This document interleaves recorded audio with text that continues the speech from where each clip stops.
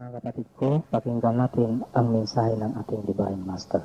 Ang Espiritu, yung sinasabing, the willingness is very strong, but the place is very weak. This can be inverted or maybe, ano ba kaya? But to me, I am very willing to do it.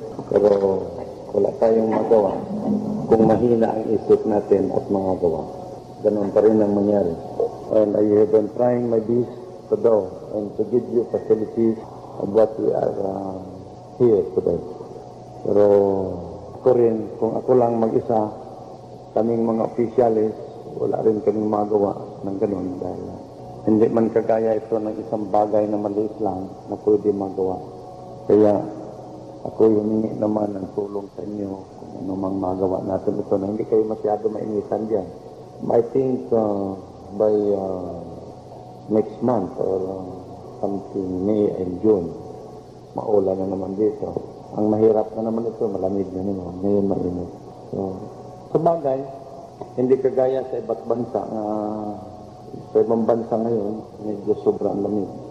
Sa umaga, inaalis nila yung ice sa dana nila kung saan-saan. Pumapasok pa sa bahay nila yung ice, mga yelo. Dito sa atin, kahit mainit, kung malamig, it's only a change of environment of maybe time that maybe the weather is enough. Pero permanente na naman na mayroon tayong titirahan, mayroon tayong everything is, the comfort in the Philippines is very nice. Pero hindi na lang tayo magkumpiyan. Kailangan mag-isa-isa tayo ng isip, magbigayan tayo. Dahil sa dami nito, alam ko magagawa natin ang dapat gagawin. We can do it. Mayroon na kaming kaunting na ipon-ipon nito ng mga bigay-bigay. But we cannot just make and do the constructions immediately. Dahil nakita ko na wala pa tayo sa 10% of the capital of the construction. So maantay pa natin na madagdagan natin ang kaunti. So kailangan ko dito yung mga mabilis-bilis na mga isip. Now is 1985. Kung sabihin natin darating ang oras na tayo ng mga panahon na ito, kagaya ng nalaman natin, medyo malapit-lapit na ng kaunti. So, if we have to wait, we have to rely to our God. Everything that we are going to undertake, I think mahina ang ano natin. We are late also. In His coming, it is now fast approaching. And His judgment, it is now fast approaching. Maybe, meaning is that it is very near. So kung mahina tayo sa material natin ng ating mga gawa ng pagmimisyon, kagaya ng mga responsibilidad natin, maabutan tayo. And God cannot determine that we are His follower. Hindi masabi niya na itong mga tao na ito ay ating mga tao na gumagawa ng pinapagawa ko. Kung hindi tayo makatapos. So what I mean is that we must be ahead of Him in His coming. We must be ahead. If it is relying in His hand, the judgment of His coming, the living and the dead must be happy. Actually, you will be determined whether you are in good mission or bad mission. So, kagaya ito ng we are in the trial. We are accused of somebody. Now, because of that case, we always go to the court and say something of what reasons we are going to support of that accusation. And waiting for the judgment. Ito naman kalaban natin palagi na naman mag-postpone. Pinopostpone ang kaso. Meaning is that the judgment cannot be given actually by the judge because the other side of the case or maybe the plaintiff or what, or the accused is not accurate. He is always postponing the case or time. So, ganun din ang ating buhay ngayon ng pagmimisyon. We are comparing this life, our mission and between other activities. I am comparing this case in material and spiritual because actually it is almost the same. Medyo pariho-pariho ng kaunti. Ika'y nagmamadali, mayroon kang kaso sa lupa. But the civil case is very, malayo yan. Pag-usapan natin kung civil case. Criminal case can be decided tomorrow or next day. But in the civil case, mahirap, malayo, matagal. Pwede mo yan i-postpone ng mga 2 taon, 3 taon, 4 na taon. Abutin ka pa ng 20 na taon. But, in the promise of God, and life of God to mankind, as we are created by Him into one, meaning is that kung anumang maisabi ng Diyos sa atin, dapat gagawin ng tao. Anumang maisabi ng Espiritu sa atin, dapat din gagawin. Pero hindi na naman lahat ng Espiritu na magsabi na sila'y tama ng sinasabi nila. It's not all. Not all words that is maybe disposed or released by the spiritual to mankind, that all true. May laman. Mayroon ding walang laman. Dahil kung makita mo, matagpuan mo na itong Espiritong nagsasalita, sinungaling, dahil mayroon ding Espiritong sinungaling kagaya sa ating material. Nagsisinungaling lang, nagkukunwari na sila'y ganito ang pangalan nila, pero yung pala hindi. Dahil hindi sila magkita, nagsasalita lang. You cannot see the face of this Spirit. So sasabihin nila, ako si Dr. Hughes Tubar, ako si Dr. Rizal, ako si Andres Bonifacio, nung tao nung araw. Ako si Andres, sino pang Andres niyan? Ako si Felipe, hindi Felipe Galicano. Hindi yung malaking tao diyan. Marami. Sila po ay makasabing mga pangalan na yan sapagkat hindi sila makita sa isang material na tao. So huwag kayong masyado dyan maniniwala. Ang ibig ko sabihin doon, ang papaniwalaan ninyo, itong kausap ninyo ngayon, itong sarap ninyo ngayon. So do not believe people outside. Do not believe your commissioner. Dahil sasabihin kayo, ako'y pinapasukan ng Espiritu. Santo ninyo itong Espiritong pumapasok sa akin. Pwede niya masabing santo ninyo dahil hindi naman makita yung santo ninyo na yan. So marami dito ngayon, sa palibot-libot natin, sa paligid ng ating mga bahay-bahay. Marami yan na sila daw pinapasukan ng gano'n. Pero wag na kayong maniniwala dahil ang sabi ng Diyos, klaro, very clear. Sabi niya, pag malapit na ako'y babalik, marami na magpa-Diyos-Diyos. Maraming magdala ng pangalan ko. And there are plenty of elements that is shown to the world. Maraming elementos na bababa at magpapakita sa mata ng tao na ito po ay isang wonderful. There are things which is wonderful to see, but walang laman yan. Yun ang pag-ingatan natin. Nabubuhay naman lamang tayo sa ating asosasyon, so antayin natin ang talagang bibigyan tayo ng buhay. If we have this way already, mayroon na tayong daan na madaanan. So you have to wait for me. Huwag kayong magmamadali. Baka maligaw pa kayo sa landas. Dahil kung sino naman ang papaniwalaan ninyo, kahit sino-sinong tao, sinong kasama natin na magsasabi sa inyo, ako'y member ng First 13, alam ko yan. Kahit si Master, alam niya yan sa akin. Binigay sa akin ang lahat dahil kami ang First 13. Kasama nila kami. Si Master, ang aking kasama. Matagal na kaming nagkasama-sama. Ngayon, bago pa. Kailangan maniniwala ka sa akin. Yun ang paano nila palabas ngayon. Itong mga kapatid natin na medyo mataas ng pinag-aralan, pero mababa ang nalaman. I am telling you this because I see the judgment is fast approaching. I am not scaring you and I am not telling you the history of what, that I am going to blind your eyes or maybe to let you crawl in the ground like the worms. But frankly speaking, we are now in the finishing line that the judge of mankind must be coming soon. Well, if you see soon, meaning is that malayo-layo ka ng kaunti. Pero kung sa sine tayo manunood, almost 1 month na lang. Kung dito rin sa atin, if I see that the judgment is fast approaching, meaning is that you have to prepare it now. We must be all scouts, the girls and the boys. We must be members of the Boy Scouts or Girl Scouts. Because in a scout, meaning is that you are all prepared and we are all prepared. Handa tayo lagi. And kailangan ito na tayo magkahanda before the coming of our God. Because, tingali, alam ninyo, na kung ang Diyos na maghukom, wala nang makakasalita. Alam ninyo yan. And there is no law that may be imposed to judgment of God. And there will be no lawyer at all. Wala tayo, Kahit your master cannot give you something to give you a clearance that needed, you will be given again what we call forgiveness or pardon.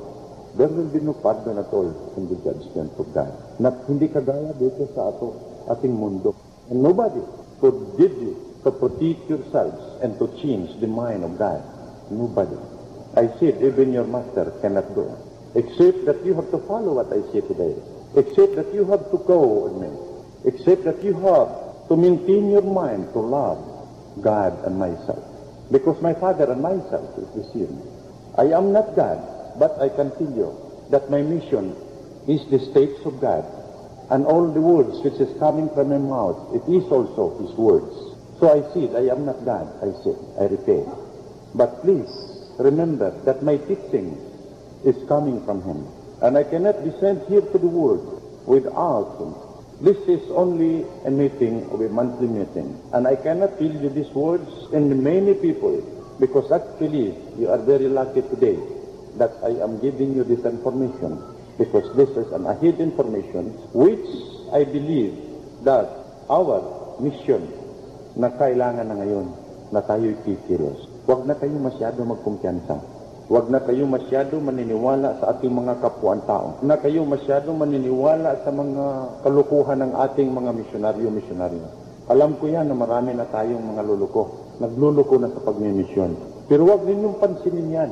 Huwag ninyong titingnan yung mga masamang ginagawa ng ating mga kasama. Huwag ninyong titingnan yung mga kamalian nila. Ang titingnan ninyo, itong ating ipinagawa sa atin. Yun ang dapat natin titingnan. So disregard what is bad work and bad mission. Disregard of whatever mistakes committed by our missionaries. Disregard yan. Sa kanila ng kuwan yan. Sa kanila ng kasalanan yan. Sa kanila ng responsibilidad. That is their responsibility to protect themselves. It is already their responsibility. Huwag na ninyong sabihin, bakit na naman gumagawa itong mga misyonaryo na ito, itong mga misyonarya na ito ng masama na hindi dapat ipinagawa ng ating asosasyon. Sabi ni Master ganito na ganito. Huwag ninyong sabihin yan. Pero ang masabi na gano'n, ang ibig mong sabihin, kung makita mo yan, hayaan mo sila. Basta sa kanila na yan, sa kanilang problema yan. O kung pupunta sa inyong bahay, yun, sabihin mo na. Kung magsabi, sister, dito muna ako titira sa inyo. Brother, dito muna ako titira. Tapos nakita mong masama sila. Sabihin mo, wag, alis muna. Wag ka dito, hindi ka karapat dapat sa bahay namin. Dahil hindi kayo talagang misyonaryo. Misyonaryo kayo ni Satanas. Yan ang sagot ninyo. Pag sabihin, mayroon akong sing-sing, sister. Mayroon kang sing-sing. Pero hindi sing-sing yan ng Kevin eh. Sing-sing yan ng mga emperohanon. Ha? Sing-sing yun ng mga taong makasasala. Hindi yun sing-sing ng mga taong tunay sa Diyos. So wag mo akong ganunin. Huwag mo akong isama sa mga kasamaan mong gawa. Para malaman nila na sila'y masama. Para, kung sakali naman, malaman nila na, mapansin nila na yung pala mga gawa nila, hindi pala sila matanggap sa mga kasamaan nila. So, mag-change sila ng ugali nila. Pero kung tanggapin ninyo yan, ibig sabihin, magpapatuloy ang mga sama nilang gawa. Sapagkat tinanggap ninyo, kung ang awa mo ay hindi na itama sa mga tamang gawa, yan, sasawa ka. Ngunit mga kapatid, itong linggo na ito, ako'y nagpapasalamat na tayo'y nagkikita na naman.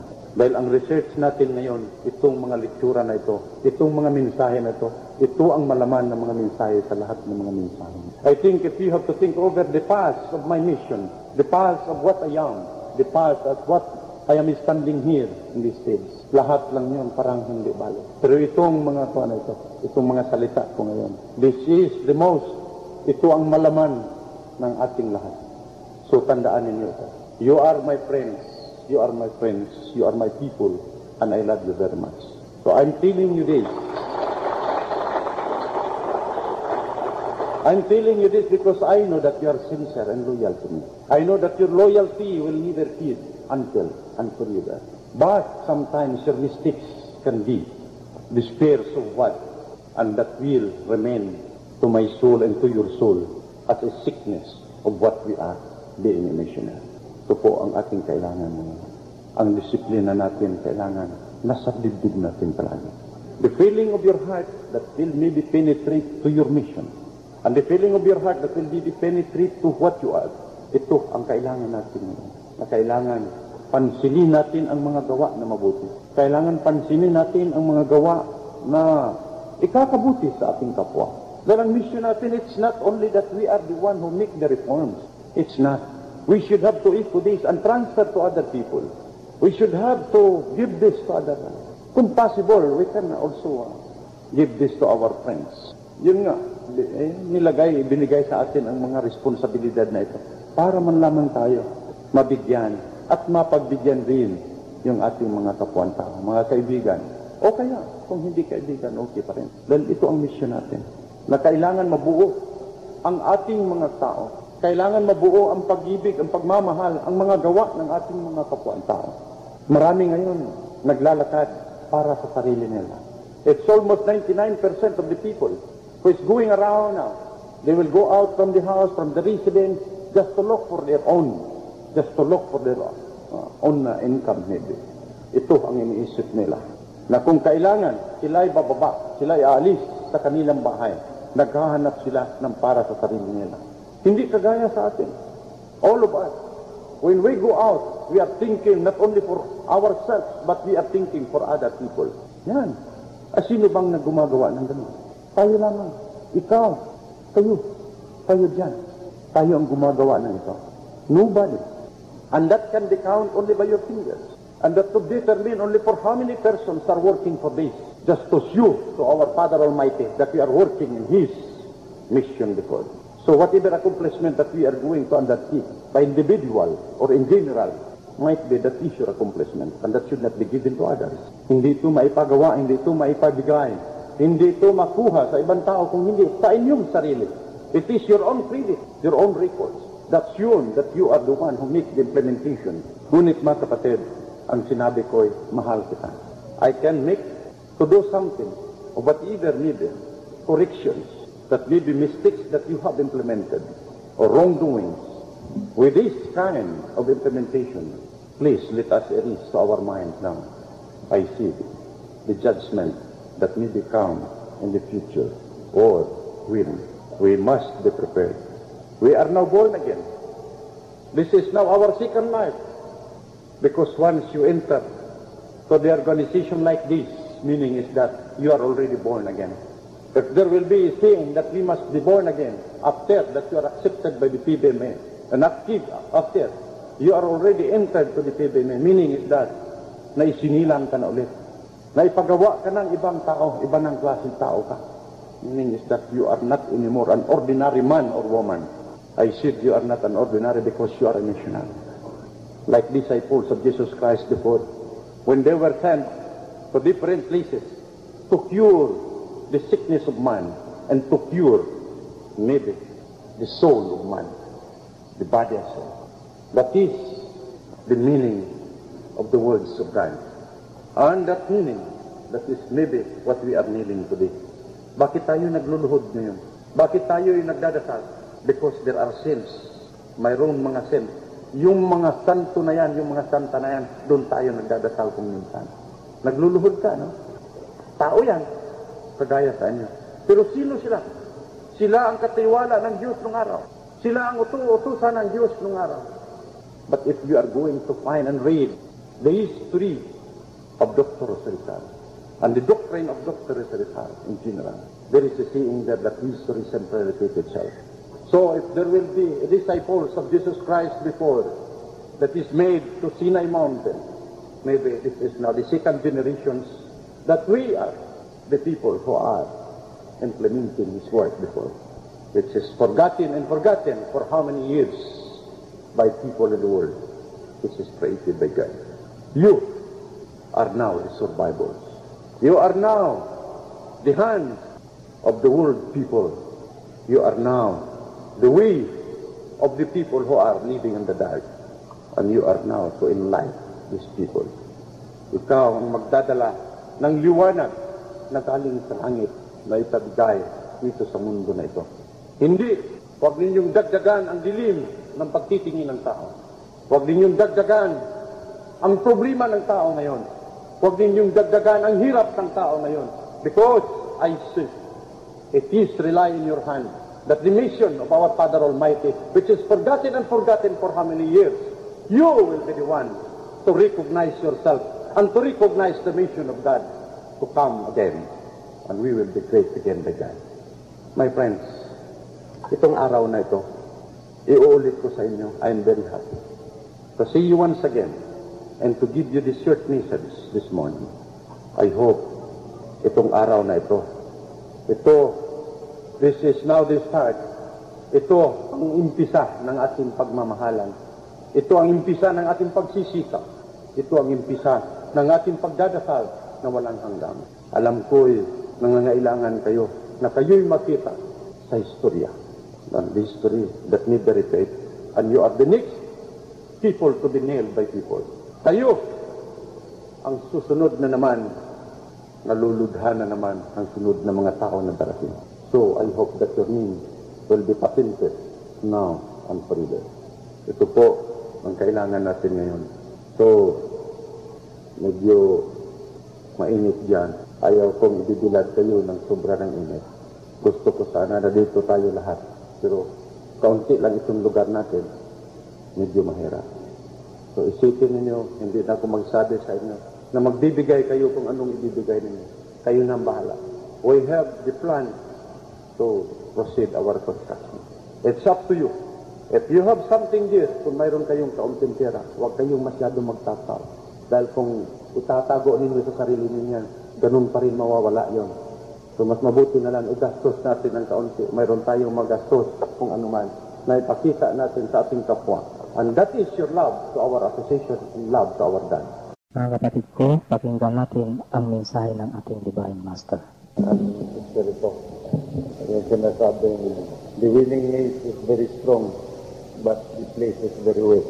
This can be inverted and maybe, ano ba kaya? But to me, I am very willing to do it. Pero wala tayong magawa kung mahina ang isip natin at mga gawa. Ganun pa rin ang mangyari. And I have been trying my best to do and to give you facilities of what we are here today. Pero ako rin, kung ako lang mag-isa, kaming mga opisyalis, wala rin kaming magawa ng ganun dahil hindi man kagaya ito ng isang bagay na maliit lang na pwede magawa. Kaya ako humingi naman ng tulong sa inyo kung ano mang magawa natin ito na hindi kayo masyado mainitan dyan. I think by next month or something May and June, maulan na naman dito. Ang mahirap na naman ito, malamig na naman. Ngayon mainit. So, sa bagay, hindi kagaya sa iba't bansa na sa ibang bansa ngayon.